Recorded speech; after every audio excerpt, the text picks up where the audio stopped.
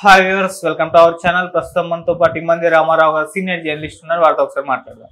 Sir నమస్కారం. Sir నమస్తే బాబు. Sir, Pawan Kalyan గారు ఓజీ సినిమాకి అక్టోబర్ నుంచి డేట్లు ఇచ్చారని చెప్పేసి ఒక వార్త వైరల్ అవుతుంది సార్. మరి అక్టోబర్ నుంచి ఓజీ మొదలవుతుందా? ఈ వార్తలో నిజం ఉందంటారా? మరి సినిమా ఎప్పుడు పూర్తవుతుంది, ఎప్పుడు రిలీజ్ అవుతుంది? మరి హరిహర వీరమల్లు, ఉస్తాద్ భగత్ సింగ్ వీటి పరిస్థితి ఏంటి సార్? అసలు పవన్ కళ్యాణ్ గారి సినిమాల పరిస్థితి గురించి మీరేం చెప్తారు సార్? నాకు ఓజీ గురించి డేట్స్ ఇచ్చినప్పుడు కూడా ఇంకా ఫినిషింగ్ చేతిలో ఉన్నటువంటి హరిహర వీరమల్లు రాకపోవడం కొంచెం ప్రేక్షకుల్లో అసంతృప్తి మిగులుతుందండి. అక్కడికి కూడా డైరెక్టర్ మార్చారు కదా, జ్యోతికృష్ణ ఎవరో చేస్తున్నారు, ఉస్తాద్ భగత్ సింగ్. మరి మరి ఎంతవరకు ఉందో ఎంత బ్యాలెన్స్ ఉందో తెలియదు, కానీ ఇక్కడ అన్ని 25 కంటే అది కొంచెం మరి దాన్ని ఓవర్కమ్ చేయాలి. ఇక్కడ ఓజీ షూటింగ్ అన్నది, ఓజీ సినిమా అన్నది it is an experimental cinema, progressive cinema అంటారు. అంటే తెలుగు ఫీల్డ్లో ఒక ట్రెండ్ సెట్ చేసే సినిమా అవుతుంది. అలాగే భారతీయ సినిమాల్లో తనదైన ముద్ర వేసుకుంటుంది. తనకు ఆస్కార్ వచ్చిన పెద్ద ఆశ్చర్యపోవాల్సిన అవసరం లేదు. అటువంటి సినిమాలకి ముందు డేట్లు ఇచ్చినప్పుడు కూడా మిగతా సినిమాలకు కూడా వాళ్ళ పోస్ట్ ప్రొడక్షన్ వర్క్ ఎంతో ఉంటుంది కదా. వాళ్ళ సినిమా పోస్ట్ ప్రొడక్షన్ చేస్తుండగా మిగతా చేయొచ్చు కదా. ఈయన ఇప్పుడు ఏం చేస్తున్నాడంటే తన తాలూకు శాఖలన్నిటికి కూడా కలెక్టర్లకి బాధ్యతలు అప్పగించేస్తున్నాడు. ఇది చేయాలి, ఈ షెడ్యూల్ ప్రకారం ఇది చేయాలని చెప్పేస్తున్నారు. ఆయన నైట్ షూటింగ్ షెడ్యూల్ వేసుకొని నైట్ షూటింగ్లు చేసుకోవడానికి పెద్ద అంతరాయం ఉండదు. తర్వాత ఆయన కూడా మైండ్ ఒక విధంగా రిలాక్స్ అవుద్ది. ఈ రాజకీయాల్లో తల హీట్ ఎక్కిపోయి బొబ్బలు ఎక్కిపోయి ఉన్న పరిస్థితుల్లో కాసేపు నలుగురు మధ్య 1 గంట 2 గంటలు అంతకంటే ఎక్కువ షూటింగ్ చేయడు కదా, ఆయన రిలాక్స్ అయ్యే అవకాశం ఉంటుంది. మరి ఓజీ సినిమా అంటే ఆ దర్శకుడికి తృప్తి మేరకు ఆ సెల్యూల్ ఆయన మీద చూపించకపోయినట్టయితే మాత్రం కత్తిమేసామే. ఆ సినిమా కత్తిమేసాము అంటే ఏంటి? కత్తి మీద కాలు పెడితే ఏమవుతుంది? కోసుకుపోతుంది.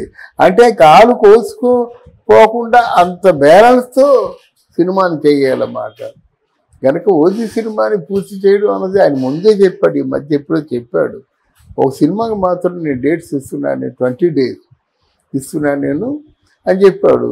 ఆ 20 daysలో పూర్తయిపోతుంది. 20 daysలో పూర్తయిపోవడానికి నెక్స్ట్ కూడా మిగతా సినిమాలకు కూడా అలా ప్లాన్ చేసుకుంటే బాగుంటుంది. ఆ ప్లానింగ్ చూసుకోవడానికి నాగబాబు గారు ఉంటారు. ఆయనకి ఏదైనా పోస్ట్ ఇవ్వరంత వరకును, ఎందుకంటే ఆయన ఇంకేం చేయలేడు కదా. ఇప్పుడు ఆ ప్లానింగ్ చూసుకోవాలంటే నాగబాబు ఉంటాడు. మిగతా ఆ కాంబినేషన్ కూడా డేట్స్ ఇవన్నీ ఎలాగుంటాయంటే బాబు, ఈయన దిస్ ఈజ్ పవన్ కళ్యాణ్ కాబట్టి డేట్స్ ఇస్తారు, లేకపోతే మీ డేట్స్ ఎప్పుడో అయిపోయాయి బాబు. మళ్ళీ తిరిగి రీరెమ్యూనరేషన్ కోసం వాళ్ళు డిమాండ్ చేస్తారన్నమాట. మేము అలాగే మీ సినిమాలు చేస్తున్నప్పుడు if it is Dasari Narayana Rao గారు ఎప్పుడో తీసే సినిమాకైనా ఫోన్ ఇలా చేస్తే తెల్లారుజామున పరిగెత్తుకొని రావడమే అలా ఉంటుంది అన్నమాట. ఆ విధమైనటువంటి సౌకర్యాలన్నీ కూడా పవన్ కళ్యాణ్ గారి వాళ్ళు ఉంటాయి. అందువల్ల ఓజీ సినిమా మీదే ఆయన దృష్టి పెట్టాడు, ఓజీ సినిమా చేస్తున్నాడు. చేసినంత మాత్రంలో ఆయన పరిపాలనకి ఏమి మాత్రం డోకా ఉండదు. మంచి కలెక్టర్లు పెట్టుకున్నాడు, తీసుకున్నాడు. అంటే సార్, ముందు ఓజీ వచ్చే తర్వాత హరిహర వీరమల్లు, తర్వాత ఉస్తాద్ భగత్ సింగ్, ఇదేనా సార్ లైన్? లేకుంటే ఓజీ కంటే ముందు హరిహర వీరమల్లు వచ్చే ఛాన్స్ ఏమన్నా ఉందంటారా? ఎందుకంటే అది సినిమా ఎప్పుడో స్టార్ట్ అయ్యింది. నేను చెప్పింది అదే, హరిహర వీరమల్లులో కొంత ప్యాచ్ వర్క్ ఉంది. అవును, అది చేసేస్తే సినిమా రిలీజ్ అయిపోతుంది. ఆ రిలీజ్ అయితే ఆ సినిమా పవన్ కళ్యాణ్ గారి తాలూకు ఇమేజ్ని 10 పెంచుతుంది. అది ఒక చాలా మంచి కథ అది. కనుక నేను ఇంకొక విషయం కూడా చెప్తున్నాను. అన్నయ్య సైరా నరసింహారెడ్డి సినిమా తీసి దెబ్బతిన్నాడు కదా, దాని బదులుగా హరిహర వీరమల్లు సినిమాతో పవన్ కళ్యాణ్ 10 ఎదుగుతాడు అన్నమాట. అది అందువల్ల హరిహర వీరమల్లుని ముందు ఉంచుకోవడం మంచిది, వాళ్ళకి ఆయన ఆలోచించడం మంచిది.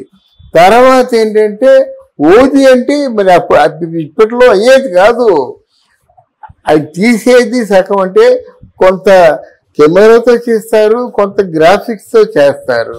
ఆ గ్రాఫిక్స్తో చేసే వరకు మీరు అనుకున్నంత స్పీడ్గా చేయమంటే వాళ్ళు చేయరు. వాళ్ళకి పవన్ కళ్యాణ్ అయినా ఒకటే, లేకపోతే చిన్న యాక్టర్ రాతరుణైనా ఒకటే, ఎఫెక్ట్ బాగా రావాలి. సరే 3 సినిమాల తర్వాత మళ్ళీ ఇంకా పవన్ కళ్యాణ్ గారు ఏమైనా తీసుకుంటున్నారు కదా, మళ్ళీ అదే కదా శుభకరం. ఆయన తాలూకు ఫ్యాన్స్ అందరికీ ఒక సంతోషకరమైన వార్త ఏంటంటే మళ్ళీ పవన్ కళ్యాణ్ సినిమా తీస్తున్నాడు. అది సోషల్ సినిమా, అది త్రివిక్రమ్ శ్రీనివాస్ తో ఉంటుంది. అంటే ఇది ఎప్పుడు స్టార్ట్ అవుతుంది? 5 సంవత్సరాలు కంప్లీట్ అయిన తర్వాత మొదలవుతుందా, లేకుంటే ఆయన డిప్యూటీ సీఎం గా ఉన్నప్పుడే ఈ సినిమా రిలీజ్ చూడొచ్చు? లేదండి బాబు, 25th లో సినిమా మొదలైపోతుందండి.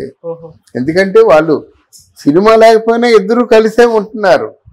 ఈరోజు త్రివిక్రమ్ శ్రీనివాస్ లేకంటే ఎవరు ఆయన ఉండడు. ఏదో స్నేహితులు అంటే మిత్రపక్షపాతి, ఆయన స్నేహితులు పక్కనే ఉంచుకోవాలి. కాదంటే తన బెడ్రూమ్లో ఎక్కడో పడుకుంటాడు ఆయన, ఇన్ని కబుర్లు చెప్తాడు. ఆయనకి అదే రిలాక్స్ కదా. కొత్త ప్రపంచం సమర్థవంతంగా నిర్వహిస్తున్నాడు. తర్వాత ఈయనకి కొన్ని ఈయనకి అనుకుని చేయలేకపోతున్నాడు. చంద్రబాబు అనుకుని చేస్తున్నాడు. 60,000 కోట్ల నిధులు ఏంటండి మచిలీపట్నానికి, 1,00,000 కోట్ల నిధులు ఏంటండి భోగాపురానికి. మళ్ళీ కొత్తగా నిన్న 75,000 crores పరిశ్రమలు వస్తున్నాయి. డెమాన్స్ట్రేషన్ చేసి చూపించారన్నమాట. ఆ పరిశ్రమలు రాబోతున్నాయి ఇక్కడికి. ఆంధ్రదేశంలో స్థలం ఏమి లేదు, వీళ్ళు కబ్జాలు చేసిన స్థలాన్ని లాక్కోవడం తప్ప ఎక్కడ స్థలం మిగలేదు కదా. 4,000 ఎకరాలు చొప్పున కబ్జా చేస్తుంటే ఏం మిగులుతుందండి?